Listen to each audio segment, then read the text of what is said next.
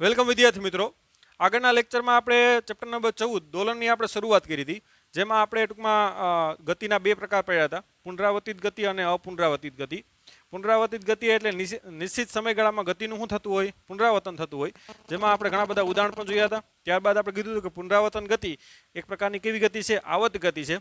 આવર્ત ગતિને આપણે ટૂંકમાં વ્યાખ્યા જોઈ હતી. ત્યારબાદ આપણે ટૂંકમાં દોલિત ગતિની વ્યાખ્યા જોઈ હતી. ત્યારબાદ સરળ આવર્ત ગતિની વ્યાખ્યા જોઈ અને સરળ આવર્ત ગતિનું આપણે ટૂંકમાં એક ઉદાહરણ લીધું હતું. એક ટૂંકમાં સ્પ્રિંગ છે, જે નીચે એક દળદાર પદાર્થ બાંધ્યું અને આપણે દોલક કહીએ, અને એનું અલગ અલગ સમયે ટૂંકમાં આપણે એ જેટલું ખેંચી ટૂંકમાં દબાવી અને મૂકી દઈએ તો આ પ્રકારે એના દોલન થાય. અને દોલન માટે જે સરળ આવર્ત ગતિ છે એની સાથે સંકળાયેલી જે ભૌતિક રાશિઓ છે એની આપણે વ્યાખ્યાઓ જોઈ હતી, જેમાં આપણે કીધું હતું કે આવર્તકાળ એટલે એક દોલન પૂરું થવા માટે લાગતો સમય. ત્યારબાદ આવૃત્તિ એટલે 1 સેકન્ડમાં દોલનની સંખ્યા. ત્યારબાદ આને આપણે મધ્યમાન સ્થાન કહેવાય. આ છે આપણું સ્થાનાંતર છે, મહત્તમ સ્થાનાંતર થાય એને કંપિસ્તાર કહીએ. ત્યારબાદ કોણીય આવૃત્તિ ઓમેગા બરાબર શું થાય, 2π/t અથવા તો 2πf. તો આ બધી ટૂંકમાં અલગ અલગ આપણે ભૌતિક રાશિઓ ટૂંકમાં દોલન સાથે સંકળાયેલી જોઈ. હવે આપણે સરળ આવર્ત ગતિ માટે દોલનનું શું લખશું, સમીકરણ લખશું. તો આપણે હવે જે નેક્સ્ટ ટોપિક છે એમાં શું આવશે, સરળ આવર્ત ગતિ માટે દોલનનું સમીકરણ. હવે સમીકરણ છે એ શેના માટે એમ, તો અહીંયા તમે જોવો તો આ જે પદાર્થ છે એ અલગ અલગ સમયે એનું સ્થાનાંતર આ અલગ અલગ તમને મળે છે. તો ક્યાં જો તમને એમ થાય કે T5 સમયે કેટલું સ્થાનાંતર, તો કે આટલું છે. તમને એમ થાય કે T7 એ કેટલું, તો કે આટલું છે. તમને એમ થાય કે T2 સમયે કેટલું, તો કે આટલું છે. તો કે અલગ અલગ સમયે ટૂંકમાં દોલકનું સ્થાનાંતર આપણે મેળવવા માટે ટૂંકમાં એનું શું લખશું, સમીકરણ લખશું. અને એ સમીકરણ ઉપરથી તમને શું મળશે, તો કે અલગ અલગ સમયે આ જે દોલકનું જે સ્થાનાંતર છે ને એ તમને મળી શકે. ત્યારબાદ એ સમીકરણ ઉપરથી તમને સ્થાનાંતરનું સમય સ્થાપક વિકલન કરો તો એનો અલગ અલગ સમયે તમને વેગ મળે. કોનો, તો કે આ જે દોલક છે ને એનો. ત્યારબાદ એ પ્રવેગી ગતિ કરે છે. જો કે અહીંયા વેગ એનો મહત્તમ હોય, અહીંયા વેગ 0 થઈ જાય. ત્યારબાદ પાછું મધ્યમાન સ્થાન આવે તો મહત્તમ થાય, આ અંત્ય બિંદુ કહેવાય. ત્યાં વેગ કેવો હોય, 0. એટલે આ કેવી ગતિ કરે, પ્રવેગી ગતિ કરે, તો પ્રવેગ મળે. ખ્યાલ આવ્યો? તો ટૂંકમાં દોલનનું જે સમીકરણ છે ને એના દ્વારા આપણે શું મળશે, તો કે અલગ અલગ સમયે આ દોલકનું આપણે સ્થાન મળે, સ્થાન એટલે કે સ્થાનાંતર મળે આ તમને. આ ઉપરાંત એનો વેગ મળી શકે, એનો પ્રવેગ મળી શકે. તો એ દોલનનું આપણે શું લખીએ, પહેલાં સમીકરણ લખીએ. તો સમીકરણ છે એ આ પ્રકારનું બનશે.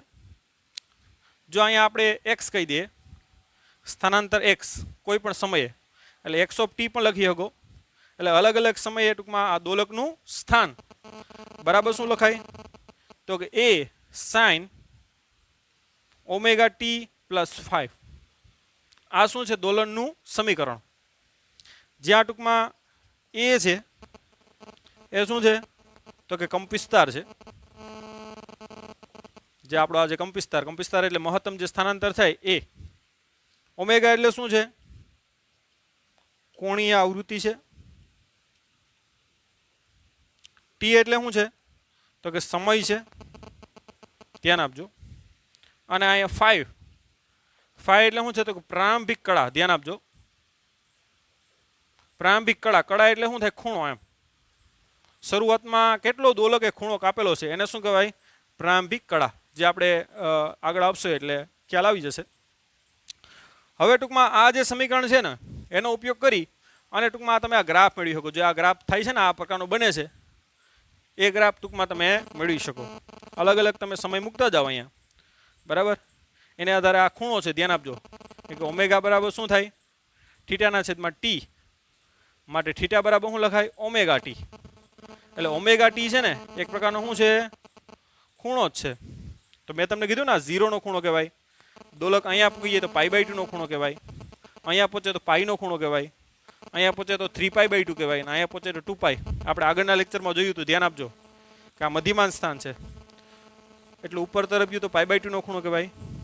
અહીંયા પહોંચ્યું તો પાઈ, નીચે એટલું જાય તો 3π/2, અને પાછો અહીંયા આવે તો 2π. તો એ જે ખૂણા મૂકતા જાવ ને તો ખૂણા પ્રમાણે તમને શું મળતું જાય, હા તમને દોલકનું શું મળતું જાય, સ્થાનાંતર મળતું જાય. તો આ સમીકરણનો ઉપયોગ કરી અને તમે શું કરી શકશો, તો કોઈ અલગ અલગ સમયે તમે દોલકનું શું મેળવી શકો, સ્થાનાંતર મેળવી શકો.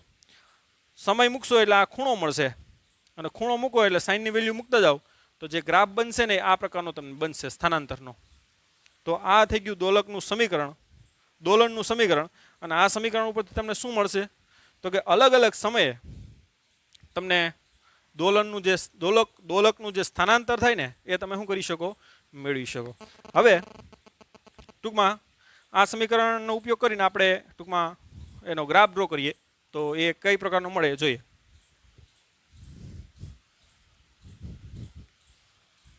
તો હવે આને હું કાઢી નાખું છું.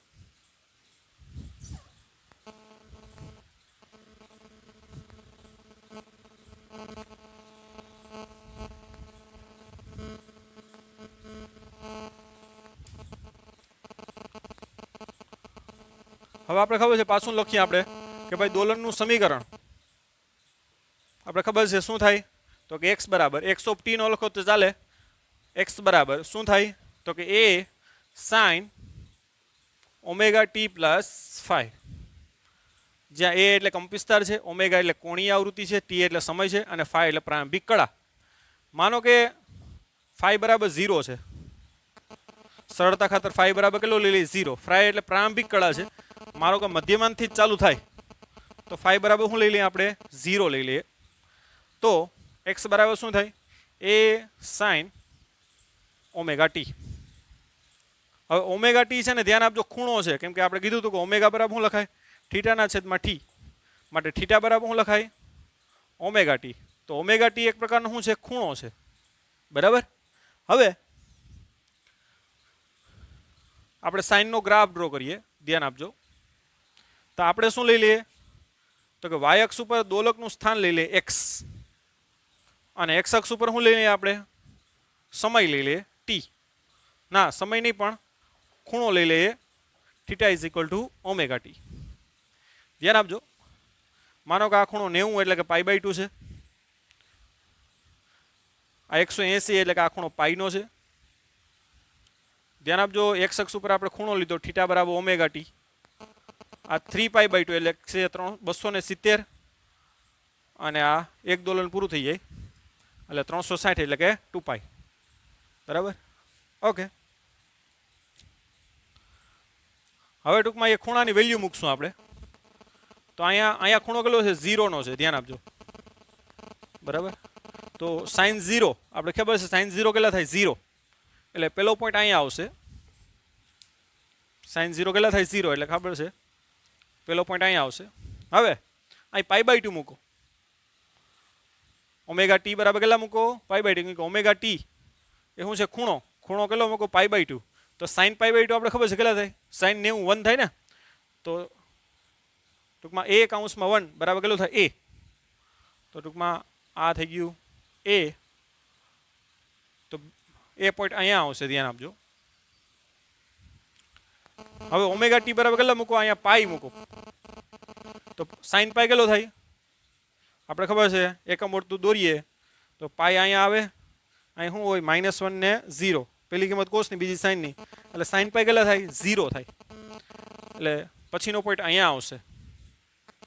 પછી અહીંયા કેટલા મૂકો 3π/2 મૂકો, ખૂણો કેટલો મૂકો 3π/2. તો sin 3π/2 3π/2 એટલે અહીંયા આવે, અહીંયા શું હોય 0 અને -1, પેલી કોસની બીજી સાઈનની. તો sin 3π/2 કેટલા થાય -1. તો એ કૌંસમાં -1 એટલે માઇનસ છે, તો આટલું પ્લસ છે, તો આટલું શું થાય માઇનસ છે. એટલે એ જે પોઈન્ટ આવશે એ અહીંયા આવશે, ધ્યાન આપજો. અને પછી અહીં 2π નો ખૂણો મૂકો તો sin 2π કેટલા થાય, અહીં 2π અહીંયા આવે, અહીંયા આમ શું હોય 1 ને 0, કોસ અને sin 2π કેટલા થાય 0, એટલે એ પોઈન્ટ અહીંયા આવશે, બરાબર. પાછું આપણે કરી દઈએ, ધ્યાન આપજો. y અક્ષ ઉપર આપણે દોલકનું સ્થાનાંતર x લીધું અને ટૂંકમાં x અક્ષ ઉપર શું લીધો ખૂણો થીટા બરાબર ઓમેગા ટી. એટલે ખૂણો આપણે કહી દઈએ 90 180 270 અને 2π, બરાબર. હવે અહીંયા ખૂણો મૂકતા જાઓ. અહીંયા પહેલા કેટલો ખૂણો મૂકો 0, sin 0 0 થાય એટલે એક પોઈન્ટ અહીંયા આવે, બરાબર. પછી π/2 મૂકો, sin π/2 કેટલા થાય 1, એટલે ધ્યાન આપજો આ રીતે sin π/2 sin π/2 1 થાય એટલે 1 કૌંસમાં 1 બરાબર કેટલા થાય a. એટલે એ પોઈન્ટ ક્યાં આવશે? અહીંયા, બરાબર. પછી તો કે સાઇન પાઈ મૂકો તો સાઇન પાઈ કેટલા થાય? તો કે 0, તો કે 1/0 બરાબર 0, એટલે એ પોઈન્ટ અહીંયા આવે. પછી 3π/2 મૂકો અહીંયા, તો સાઇન 3π/2 એટલે મેં તમને કીધું -1 થાય, એટલે 1/-1 એટલે માઇનસ છે, એટલે એ પોઈન્ટ અહીંયા આવશે. અને સાઇન 2π એટલે અહીં 2π મૂકો તો સાઇન 2π કેટલા થાય? 0 થાય, એટલે 1/0 એટલે 0, એટલે અહીંયા આવશે. આ બધા પોઈન્ટને આપણે રફલી જોઈન કરવાના છે, ધ્યાન આપજો. તો એનો ગ્રાફ આ રીતે બનશે.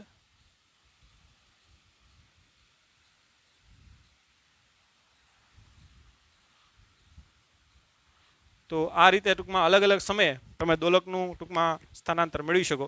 અને જે ટૂંકમાં ઓલામાં આકાર બન્યો તો એ જ આકાર અહીંયા ટૂંકમાં જો તમે જોઈ શકો બને. તો આ રીતે ધ્યાન આપજો. આ ગતિ ક્યાંથી ચાલુ થાય? આ જે દોલક છે ને એની ગતિ મધ્યમાનથી કઈ તરફ થાય? ઉપર તરફ થાય, એના માટે છે કે અહીંથી આમ ગયો, અહીંયાથી આમ આવશે, અહીંયાથી એટલો નીચે જાય, પાછો અહીંયા આવશે, એના માટેનો આ ગ્રાફ છે. એટલે આ જે છે ગતિ એ મધ્યમાન સ્થાનથી કઈ તરફની છે? ઉપર તરફની છે, એના માટેનો આ ટૂંકમાં સમીકરણ છે, બરાબર. તો ટૂંકમાં આ રીતે એનો તમે ગ્રાફ મેળવી શકો, બરાબર. તો આ ગ્રાફનો ઉપયોગ કરી અને અલગ અલગ સમયે તમે શું મેળવી શકો? તો કે દોલકનું સ્થાનાંતર મેળવી શકો. હવે ધ્યાન આપજો, અહીંયા આ આપણે ખૂણાના સ્વરૂપમાં કર્યું, જોજો.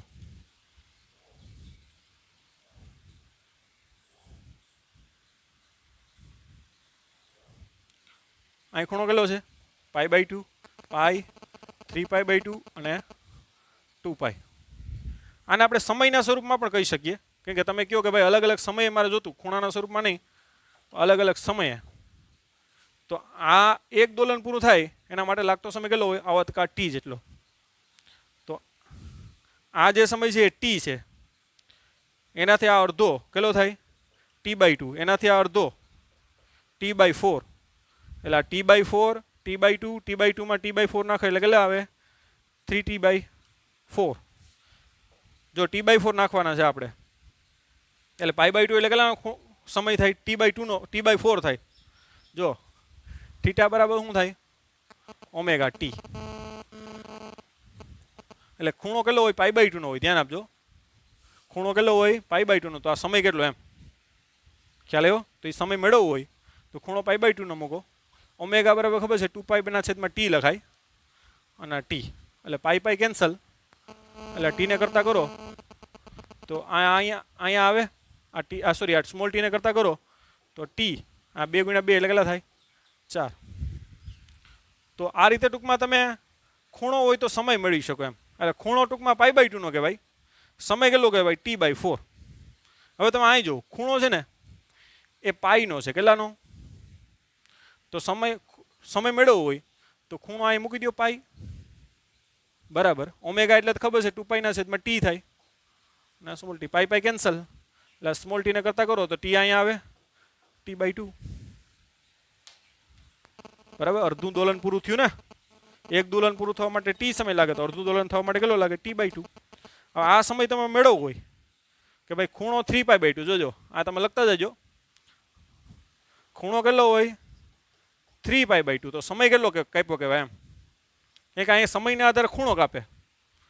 આપણે ખૂણાના સ્વરૂપમાં ગ્રાફ ડ્રો કરી શકીએ, આ ઉપરાંત સમયના સ્વરૂપમાં પણ આ ગ્રાફ ડ્રો કરી શકાય. ખ્યાલ આવ્યો તમને? દાખલે કે ખૂણો 3π/2 કે ω એટલે 2π/t અને સ્મોલ t, પાઈ કેન્સલ, એટલે t બરાબર કેટલા આવે? 3t. ધ્યાન આપજો, આ 3t ના છેદમાં 2 × 2 એટલે કેટલા થાય? 4. એટલે કેટલી આવે? 3t/4. તો એ રીતે ટૂંકમાં હવે આ અહીંયા કેટલો ખૂણો કાપ્યો? 2π.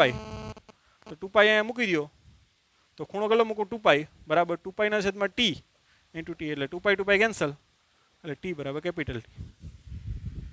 તો આ રીતે અલગ અલગ સમયે પણ આ ટૂંકમાં એવો ગ્રાફ તમે ડ્રો કરી શકો, અથવા ખૂણાના સ્વરૂપમાં પણ આ ગ્રાફ ડ્રો કરી શકો. તો ટૂંકમાં આ જે સમીકરણ છે ને એ સમીકરણ તમને એવી ફેસિલિટી આપે કે અલગ અલગ અહીં સમય મૂકતા જાઓ તો સમયને આધારે ખૂણો મળે, અને ખૂણાના આધારે તમને શું મળશે? ટૂંકમાં દોલકનું સ્થાનાંતર મળશે. તો આ જે સમીકરણ છે એના આધારે અલગ અલગ ખૂણો આપી દીધો હોય તો ડાયરેક્ટ મૂકી દેવાનો, અને જો સમય આપે તમને એ કહે કે t/12 સમયે કેટલું દોલકનું સ્થાનાંતર હોય? કેટલા સમયે? t/12 સમયે. હાલો તમને ખાલી પ્રેક્ટિસ કરાવો એટલે ખ્યાલ આવે.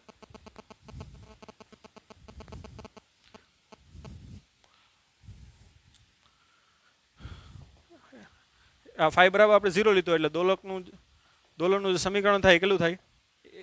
એ સાઇન ઓમેગા ટી. તમને કહે કે t/12 સમયે દોલકનું સ્થાનાંતર મેળવો. તો ધ્યાન આપજો, અહીં મૂકવાનો જ છે સમય. તો x બરાબર શું થાય? a sine omega. આ t ની જગ્યાએ શું મૂકવાનું છે? t/12 એટલે a સાઇન. હવે ઓમેગા આવે એટલે શું મૂકવાનું છે? આપણે ખબર છે ઓમેગા એટલે 2π/t અને આગળ આવ્યું t/12 એટલે t કેન્સલ થાય. 6 દુ ને 12 એટલે ખૂણો કેટલો આવશે? a sine. સમય આપી દે તો ખૂણો આવી ગયો π/6 સાઇન π/6. π/6 એટલે 30 નો ખૂણો થાય હો. રેડિયનમાં π/6, ડિગ્રીમાં કેટલો થાય? 30 નો. એટલે સાઇન 30 કેટલા થાય? 1/2. એટલે જે દોલકનું સ્થાનાંતર આવશે a/2 જેટલું આવશે. એટલે આટલું a/2 એટલે અહીંયા. તો આ જે સમય આવે ને, આ ખૂણો કયો તો π/6 આવે અને સમય કયો તો કેટલો? t/12. ખ્યાલ આવ્યો તમને? તો આ રીતે ટૂંકમાં આ જે દોલનનું સમીકરણ છે ને એના ઉપરથી તમને શું મળી જાય? આખો ખૂણો આપ્યો હોય તો ડાયરેક્ટ સ્થાનાંતર મળી જાય. આ ઉપરાંત અલગ અલગ સમયે તમે મૂકતા જાઓ સમય અલગ અલગ, તો એ પ્રમાણે તમને દોલકનું શું મળી જાય? ટૂંકમાં સ્થાનાંતર મળી જાય. તો ટૂંકમાં દોલનનું જે સમીકરણ છે એ દોલનના સમીકરણ દ્વારા અલગ અલગ સમયે ટૂંકમાં આ રીતે તમને દોલનનું શું મળી જશે? સ્થાનાંતર મળી જશે. બરાબર. હવે આ જે સમીકરણ છે એનું ટીની સાપેક્ષ આપણે વિકલન કરશું. તો ટીની સાપેક્ષ સ્થાનાંતરનું ટૂંકમાં સ્થાનનું આપણે ટીની સાપેક્ષ વિકલન કરીએ તો તમને શું મળશે? વેગ મળશે. એટલે અલગ અલગ સમયે જે ઉપર આમાં આ દોલન થાય છે એનો તમને શું મળશે? વેગ મળશે. તો હવે આપણે એ મેળવશું. એ પહેલાં આપણે દોલનનું જે સમીકરણ છે ને, અલગ અલગ જગ્યાએથી ચાલુ થતું હોય દોલન, તો એના માટે અલગ અલગ સમીકરણ પણ થાય. તો એ પણ સમીકરણ તમે મેળવી શકો. તો પહેલાં ચાલો એ આપણે મેળવીએ. હું જે ભાષા બોલ્યો એ પાછી તમને સમજાવું હમણાં.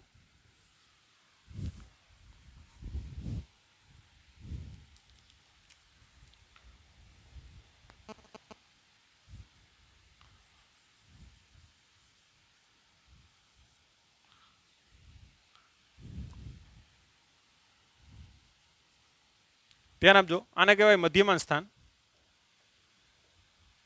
ખાસ ધ્યાન આપજો. દાખલા કે આ મહત્તમ સ્થાનાંતર a જેટલું છે અને નીચે કેટલું છે? -a. આની વચ્ચે દોલન કરે તો આને છે ને ઉપરનું અંત્ય બિંદુ કહેવાય. કે મહત્તમ અહીંયા સુધી ટૂંકમાં એ દબાઈ શકે અને મહત્તમ અહીંયા સુધી એ ખેંચાતી હોય તો આને શું કહેવાય? નીચેનું અંત્ય બિંદુ. તો ધ્યાન આપજો, અહીંથી ટૂંકમાં ગતિ ચાલુ થતી હોય, બરાબર? તો આને શું કહેવાય? મધ્યમાન સ્થાન કહેવાય. મધ્યમાન સ્થાનથી ઉપરના અંત્ય બિંદુ તરફ થાય કે મધ્યમાન સ્થાનથી નીચેના અંત્ય બિંદુ તરફ થાય. દોલન ચાલુ થાય તો આમ થયું કે આમ થયું એમ. આ મધ્યમાન સ્થાન છે. મધ્યમાન સ્થાનથી ઉપરના અંત્ય બિંદુ તરફ ગતિ ચાલુ થાય કે નીચેના અંત્ય બિંદુ તરફ એમ. તો એ ચોખવટ કરવી જરૂરી છે, કેમ કે એના આધારે દોલનનું સમીકરણ અલગ અલગ થાય. તો આ ટૂંકમાં એનું મધ્યમાન સ્થાન થાય. આ અહીંયા એટલું ઉપર તરફ જાય તો ઉપરનું અંત્ય બિંદુ કહેવાય, નીચેનું અંત્ય બિંદુ કહેવાય. અમુક ગતિ છે, દાખલા કે એટલું ખેંચી લીધું તમે અને પછી મૂક્યું એટલે t/0 થી ક્યાંથી ગતિ ચાલુ થાય? નીચેના અંત્ય બિંદુથી. તો દોલનનું સમીકરણ અલગ આવે. ખ્યાલ આવ્યો તમને? દાખલા કે તમે આમ કરી અને એટલી દબાવી દીધી અને t/0 સમયે અહીંથી મૂક્યું તો ક્યાંથી ગતિ ચાલુ થઈ કહેવાય? ઉપરના અંત્ય બિંદુથી. બરાબર.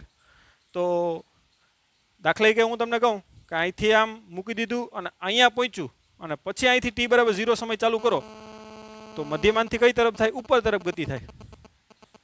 ખ્યાલ આવ્યો તમને? તો ક્યાંથી ગતિ ચાલુ થાય t/0 સમયે એના આધારે દોલનના અલગ અલગ શું બને? સમીકરણ બને. તો પહેલાં તો એટલું ખ્યાલ આવી ગયો આપણે કે આને મધ્યમાન સ્થાન કહેવાય. આપણે આગળનું જે દોલનનું સમીકરણ જોયું ને એ મધ્યમાનથી કઈ તરફ ગતિ ચાલુ થઈ હતી? ઉપર તરફ. આ રીતે એનો ગ્રાફ આવ્યો હતો. તો આ જે ગ્રાફ છે એના માટે કોના માટે હતો? મધ્યમાનથી ઉપર તરફ ટૂંકમાં દોલન થાય એમ ચાલુ થાય. તો ટૂંકમાં 4 સમીકરણ તમને અલગ અલગ મળશે. મધ્યમાનથી ગતિ ચાલુ થાય તો મધ્યમાનથી ઉપર તરફ પણ થઈ શકે, મધ્યમાનથી નીચે તરફ પણ જઈ શકે. તો 2 સમીકરણ એ થયા. ઉપરના અંત્ય બિંદુથી ગતિ ચાલુ થાય તો એનું સમીકરણ ત્રીજું, અને નીચેના અંત્ય બિંદુથી ગતિ ચાલુ થાય તો એનું સમીકરણ ચોથું. હું તમને શું કહું, આ દોલક છે એના એટલો ખેંચી લીધો અને t બરાબર 0 સમયે અહીંથી મૂકો તો ક્યાંથી ચાલુ થઈ કહેવાય ગતિ? નીચેના અંત્ય બિંદુથી. દાખલા કે આને એટલે દબાવ્યો અને t બરાબર 0 સમયે અહીંથી આમ મૂક્યું તો ક્યાંથી ગતિ ચાલુ થવાય? ઉપરના અંત્ય બિંદુથી ગતિ ચાલુ થઈ કહેવાય. અને દાખલા કે અહીંથી આમ ખેંચી અને મૂકી દીધો અને પછી અહીંથી આમ જતો હોય અને ત્યારે સ્ટોપવોચ ચાલુ કરો તમે, એટલે કે સમય ગણવાનું ચાલુ કરો, તો મધ્યમાંશથી ઉપર તરફ પણ ગતિ થઈ શકે અને મધ્યમાનથી નીચે તરફ પણ થઈ શકે. ક્યારે? તો કે જ્યારે તમે મૂકી દીધો હોય અને અહીંયા પહોંચ્યો હોય પછી આમ નીચે જતો હોય ને સમય અહીં ચાલુ કરો તો મધ્યમાનથી કઈ તરફ? નીચેના બિંદુથી તરફ થાય એમ કહેવાય. તો હવે અહીંયા આપણે ખબર છે આ ખૂણો 0 નો કહેવાય, અહીંયા પહોંચે તો π/2 કહેવાય, પાછો અહીંયા પહોંચે તો પાઈ કહેવાય, અને અહીંયા પહોંચે 3π/2 કહેવાય, અને પાછો અહીંયા પહોંચી જાય તો કેટલો કહેવાય? 2π. બરાબર? તો એ આપણે ખ્યાલ જ છે. અહીંથી અહીં ગયો તો π/2, અહીંથી અહીંયા આવે તો પાછું પાઈ, 3π/2 અને 2π. ઓકે, હવે આપણે સમીકરણ ખબર છે, દોલનનું સમીકરણ ખબર છે કે x બરાબર શું થાય? a sin ωt + φ, જ્યાં φ એટલે પ્રારંભિક કળા છે. હવે મધ્યમાન સ્થાનથી ઉપર તરફ એના માટે φ કેટલો હોય? 0 હોય. મધ્યમાન સ્થાનથી કઈ તરફ ગતિ થતી હોય? ઉપર તરફ થતી હોય તો φ કેટલો હોય? 0 હોય. તો ટૂંકમાં સમીકરણ x બરાબર કયા પ્રકારનું બને? a sin ωt. તો ટૂંકમાં આપણે આ ગ્રાફ આવો મળે. કે તમે અહીં ધ્યાન આપો, મધ્યમાનથી ઉપર તરફ થાય તો અહીંયા તમે ωt 0 મૂકો તો અહીંયા આવે, પછી π/2 મૂકો તો અહીંયા આવી જશે, 3π/2 મૂકો સોરી પાઈ મૂકો તો પાછો અહીંયા આવી જાય, 3π/2 એટલે અહીંયા આવી જાય, જેનો આપણે ગ્રાફ પણ આગળ ડ્રો કર્યો. તો આ જે સમીકરણ છે ને ધ્યાન આપજો, એ કોના માટેનું છે? મધ્યમાન સ્થાનથી કઈ તરફ ગતિ થતી હોય? ઉપર તરફ ગતિ થતી હોય એના માટેનું આ સમીકરણ છે. હવે બીજું સમીકરણ કે ભાઈ ઉપરના અંત્ય બિંદુથી ગતિ ચાલુ થાય. ચાલો, તો ઉપરના અંત્ય બિંદુથી ગતિ ચાલુ થતું હોય તો પ્રારંભિક કળા φ કેટલો કહેવાય? એમ તો ઉપરના અંત્ય બિંદુથી ગતિ ચાલુ થતી હોય ને તો પ્રારંભિક કળા કેટલો કહેવાય? π/2.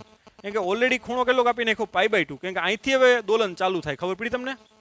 એટલે સમય તમે અહીંથી ચાલુ કર્યો ગણવાનો એમ, તો એના માટે પ્રારંભિક કળા કેટલો થાય? π/2 થાય. તો આ સમીકરણમાં તમારે શું મૂકવું પડે? π/2 મૂકવું પડે. તો ઉપરના અંત્ય બિંદુ માટે પ્રારંભિક કળા φ બરાબર કેટલો થાય? π/2.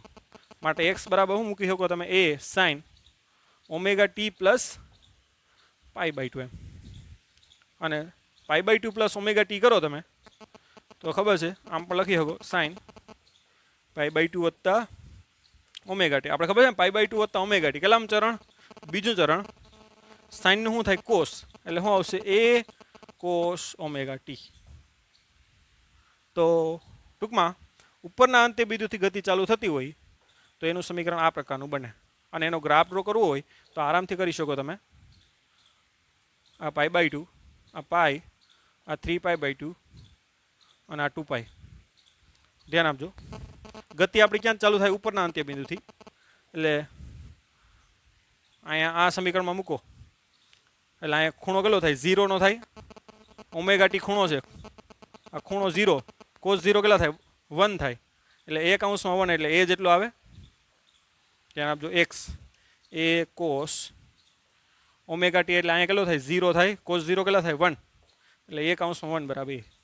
એટલે ωt 0 હોય ત્યારે a જેટલું. રેડી? ઉપરના અંત્ય બિંદુ ચાલુ થયું ને, જોઉં ખ્યાલ આવ્યો? હવે π/2 નો ખૂણો મૂકો તો x બરાબર a cos π/2. cos π/2 આપણે ખબર 0 થાય એટલે 1/0 બરાબર 0. એટલે અહીંયા પહોંચ્યો. બરાબર? એટલે અહીંયાથી અહીંયા પહોંચ્યો. હવે કોસ પાઈ મૂકો, કોસ પાઈ કેટલા આવે -1 એટલે 1/-1 એટલે માઇનસ એ, તો અહીંયા પોઈન્ટ આવશે એટલે આમ cos 3π/2, cos 3π/2 0 થાય, અહીં ધ્યાન આપો 3π/2 અહીંયા આવે, અહીંયા આમ શું થાય 0 અને -1 cos અને sin, cos 3π/2 શું થાય 0 એટલે અહીંયા આવશે એટલે આ રીતે, અને cos 2π 1 થાય એટલે આ રીતે. આ એક દોલન પૂરું થઈ ગયું. ખ્યાલ આવ્યો તમને? જો અહીંથી ગતિ ચાલુ થઈ, અહીંયા ગયો, અહીંયા ગયો, અહીંયા ગયો, અહીંયા આવતો રહ્યો, એક દોલન શું થઈ ગયું પૂરું. તો ઉપરના અંત્ય બિંદુથી ગતિ ચાલુ થઈ તો એનો ગ્રાફ આવી ગયો, તો એનું આ સમીકરણ. ખ્યાલ આવ્યો તમને? આ મધ્યમાનથી કઈ તરફ ગયો તો ઉપર તરફ ગયો, તો મધ્યમાનથી ઉપર તરફ એટલે અહીંથી અહીં ગયો, ત્યાંથી અહીં આવ્યો, ત્યાંથી અહીં ગયો, ત્યાંથી અહીં આવ્યો, તો એનું આ સમીકરણ. જો આ એનો જ ગ્રાફ છે જે આપણે ઓલરેડી ડ્રો કર્યો. ખ્યાલ આવ્યો? આ સમીકરણ કઈ ક્યાંથી? તો ઉપરના અંત્ય બિંદુથી ચાલુ થઈ ગતિ, ખબર પડી? એટલે અહીંથી અહીં ગયો, ત્યાંથી અહીં, ત્યાંથી અહીં અને અહીં, તો એનો ગ્રાફ આ રહ્યો, અને એનું સમીકરણ આ પ્રકારે. તો ઉપરના અંત્ય બિંદુથી ગતિ ચાલુ થાય તો એના માટે પ્રારંભિક કળા કેટલો આવશે π/2. હવે નીચેના અંત્ય બિંદુથી આપણે ગતિ ચાલુ કરીએ તો એનું સમીકરણ આ પહેલા લખી લ્યો. ઓકે,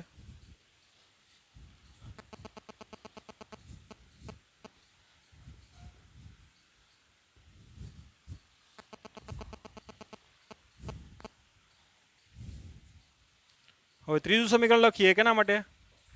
નીચેના અંત્ય બિંદુથી દોલન. તો આ નીચેના અંત્ય બિંદુથી આપણે કરીએ ચાલુ, તો એના માટે પ્રારંભિક કળા કેટલો કહેવાય? 3π/2.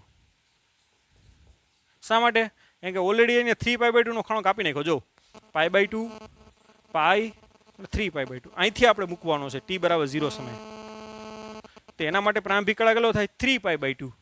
એટલે આપણે દોલનનું સમીકરણ ખબર છે કે x = a sin ωt plus કેટલું છે 5, અને 5 એટલે કેટલું છે 3π/2.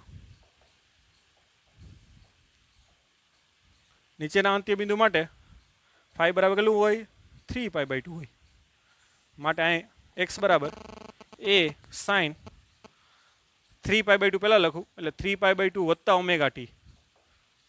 ધ્યાન આપજો, 3π/2 એટલે ક્યાં આવે? અહીંયા આવે ઓલ STC, એટલે 3π/2 વત્તા θ એટલે કેટલામું ચરણ? ચોથું ચરણ. ચોથા ચરણમાં કોસ જ ધન હોય, બાકી સાઇન કેવું હોય? ઋણ હોય. સાઇનનું શું થાય? કોસ, પણ માઇનસ કોસ થાય. એટલે x બરાબર શું આવે? -a cos ωt. કેમ કે આપણે ખબર છે કે સાઇન 3π/2 વત્તા θ બરાબર સાઇનનું શું થાય? કોસ, પણ ચોથા ચરણમાં સાઇન ઋણ હોય એટલે માઇનસ કોસ શું થાય? θ. બરાબર? એ રીતે તમે રીઝન પણ લખી શકો. તો ટૂંકમાં નીચેના અંત્ય બિંદુથી ગતિ ચાલુ થાય તો એનું આ સમીકરણ આવશે, અને એ સમીકરણ તમારે ટેસ્ટ કરવું હોય તો કરી શકો. આ 0 નો ખૂણો, આ 90, 180, 300, 270 અને 360. હવે અહીંયા 0 મૂકો ખૂણો તો cos 0 કેટલો આવે? 1, પણ માઇનસ આગળ છે એટલે કેટલો આવશે? માઇનસ છે. એટલે નીચેના અંત્ય બિંદુ ગતિ ચાલુ થઈ જવું, પછી π/2 મૂકો તો 0 આવે, પછી પાઈ મૂકો તમે તો -1 આવે, માઇનસ માઇનસ પ્લસ થઈ જાય એટલે પ્લસ એ આવે. ખ્યાલ આવ્યો? x = a cos પાઈ મૂકો, cos પાઈ કેટલો થાય? -1 થાય, એટલે માઇનસ માઇનસ પ્લસ એટલે કેટલું આવે? a. એટલે એ પોઈન્ટ અહીંયા આવશે cos પાઈ. 3π/2 0 થાય, અને 2π કેટલું થાય? 1 થાય, એટલે પાછું અહીંયા. એટલે ગતિ જો આ પ્રકારની અહીંથી ચાલુ થઈ, અહીંથી અહીંયા ગયો, ત્યાંથી અહીંયા, ત્યાંથી અહીંયા, અને ત્યાંથી અહીંયા, તો અહીંયા પહોંચી ગયો ને પાછું. એ -a થી ગતિ ચાલુ થાય ને -a પાસે પહોંચે એટલે એક દોલન શું થઈ ગયું? પૂરું થઈ ગયું. પછી પાછું આવી રીતે બીજું દોલન થાય. બરાબર? તો આ રીતે નીચેના અંત્ય બિંદુથી ગતિ ચાલુ થાય તો એનું સમીકરણ x બરાબર શું આવે? -a cos ωt. હવે મધ્યમાનથી કઈ તરફ ગતિ ચાલુ થતી હોય? નીચે તરફ. તો એનું સમીકરણ આપણે ચોથું લખીએ કે ભાઈ મધ્યમાન સ્થાનથી નીચે તરફ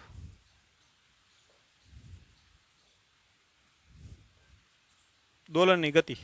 તો એના માટે ફાઈ કેટલો આવે ધ્યાન આપજો. એના માટે ફાઈ કેટલો આવશે? પાઈ જેટલો આવશે. શા માટે? જો કેમ કે નીચે તરફ ક્યારે જતો હોય? તો કે અહીંથી ઉપર તરફ ગયું હોય, ઉપરથી પાછું અહીં નીચે આવે અને ત્યારે પાછું આમ નીચે જાય. તો અહીંથી આમ ગયો ને અહીંથી આવ્યો તો કેટલો ખૂણો કાપી નાખ્યો ઓલરેડી, અને પાઈ જેટલો કાપી નાખ્યો ને. કે અહીંથી અહીં ગયો π/2 અને પાછો અહીંથી અહીં આવ્યો એટલે π/2, એટલે π/2 વત્તા π/2 કેટલા થાય? પાઈ. તો ટૂંકમાં ઓલરેડી એને કેટલો ખૂણો કાપી નાખ્યો હોય? મધ્યમાનથી નીચે તરફ જતો હોય તો ઓલરેડી ખૂણો કેટલો કાપી નાખ્યો હોય? ફાઈ, પ્રારંભિક કળા પાઈ જેટલો. કે π/2 ને π/2 એટલે કેટલો થાય? 180 જેટલો એનો ખૂણો ઓલરેડી કાપી નાખ્યો હોય. એટલે જ્યારે મધ્યમાનથી દોલક નીચે તરફ જતો હોય તો પ્રારંભિક કળા કેટલો કહેવાય? પાઈ. તો એ આ સમીકરણમાં આપણે મૂકી દઈએ. તો x બરાબર a sin omega T plus કેટલું થાય? પાઈ. એટલે x બરાબર a sin, આમ પણ લખી શકો પાઈ વત્તા ઓમેગા ટી. કેટલામું ચરણ? તો કે ત્રીજું ચરણ. પાઈ છે એટલે સાઇનનું સાઇન રહે, પણ ત્રીજા ચરણમાં સાઇન ઋણ હોય એટલે minus a sin omega T. તો આ રીતે એનું સમીકરણ બને. તો આ જે સમીકરણ છે કોના માટે છે?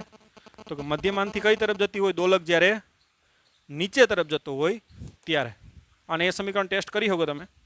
એનો ગ્રાફ ડ્રો કરવો હોય તો આ π/2, આ પાઈ, 3π/2 અને 2π. ધ્યાન આપજો. અહીંયા તમે સાઇન 0 તો 0 મળે એટલે એ પોઈન્ટ અહીંયા. તો મધ્યમાનથી જ ચાલુ થાય છે તો કે યસ. હવે નીચે તરફ જવું જોઈએ એટલે અહીંયા π/2 મૂકો તમે તો સાઇન π/2 1 એટલે માઇનસ એ આવે. તો જો તમે જોઈ શકો મધ્યમાનથી કઈ તરફ ગયો? નીચે તરફ. સાઇન પાઈ 0 થાય, 3π/2 એટલે -1 થાય. માઇનસ માઇનસ પ્લસ થઈ જાય એટલે પ્લસ એ જેટલું આવશે. અને સાઇન 2π 0. તો તમે જોઈ શકો મધ્યમાનથી નીચે તરફ ગયો, પાછો મધ્યમાન આવ્યો, ઉપર ગયો અને પાછું મધ્યમાન આવ્યો. એટલે આ રીતની ગતિ. અહીંથી આમ ગયો, અહીંયાથી અહીં આવ્યો, અહીંયા ગયો, અહીંયા આવ્યો. તો અહીંયાથી ગતિ ચાલુ થતી હોય મધ્યમાનથી નીચે તરફ તો આગળ શું આવશે? Minus a sin omega T. તો આ રીતના મેં કીધું એમ 4 સમીકરણો બનશે. મધ્યમાનથી ઉપર તરફ હોય તો એ સમીકરણ લખ નાખીએ. મધ્યમાનથી ઉપર તરફ હોય તો પેલું સમીકરણ શું આવે? x બરાબર plus a sin omega T હોય. ખ્યાલ આવ્યો? ક્યાંથી? મધ્યમાનથી ઉપર. પછી બીજું મધ્યમાનથી નીચે તરફ હોય તો minus a sin omega T આવે. ખ્યાલ આવ્યો? જો આવ્યું ને તો આ શું છે? મધ્યમાનથી નીચે તરફ, ઉપર તરફ. હવે ઉપરના અંત્ય બિંદુથી હોય ત્રીજું સમીકરણ આપણે ખાલી લખીએ તો શું આવશે? Plus a cos omega T. તો આ ક્યાંથી છે? ઉપરના